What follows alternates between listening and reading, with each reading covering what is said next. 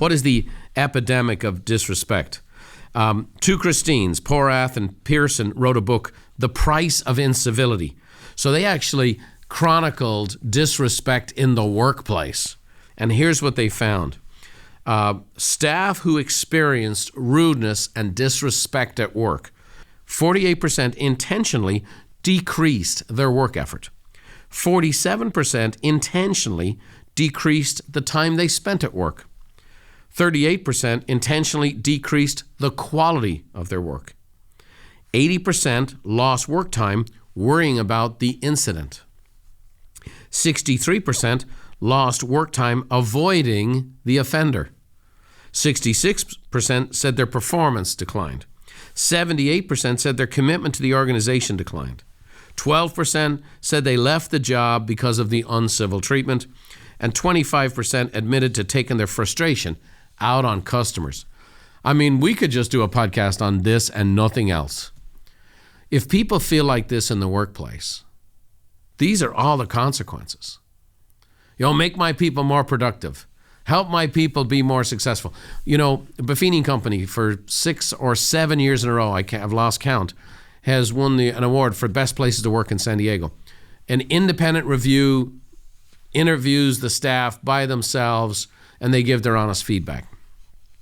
One of the things that's really crucial at Buffini Company is that, first of all, we want to honor and respect our staff. We want to honor their ideas, their opinion, their input, their time, their family lives, their well-being.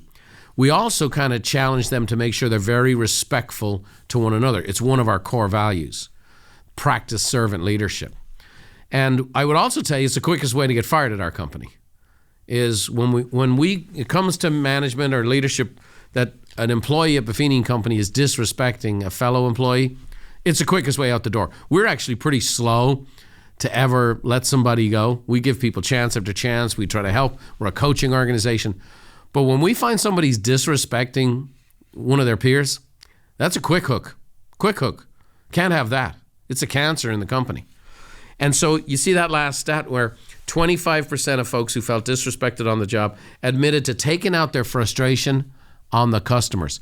Let me ask you, have you ever met a staff person working for a major corporation that didn't treat you too well? And I see it all the time.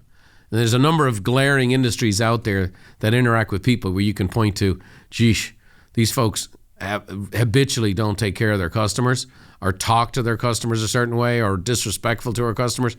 And it's obviously because the way they're treated or the staff treats each other. So I'm going to talk to you about what the epidemic is. And I'm going to say this, big deep breath.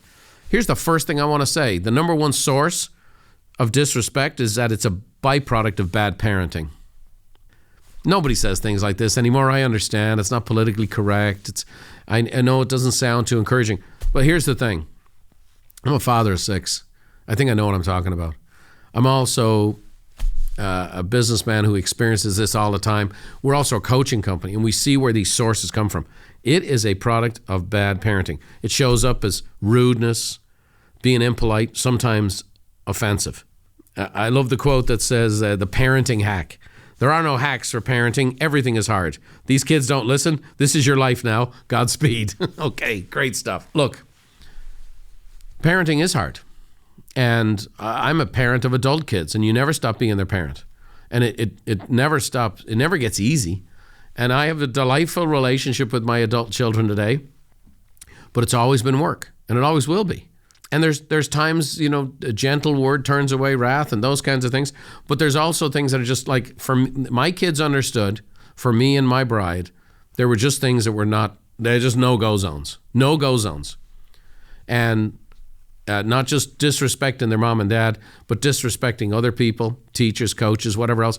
And again, there were times where my kids played for sometimes chronically broken coaches or a really disturbed adult in their life, and we would encourage them to be not to be disrespectful, come to us, and we would try to address the situation ourselves or help them address the situation. Or, hey, they don't get it. We've tried to reprove them. We've tried to encourage them. We've tried to give them the feedback.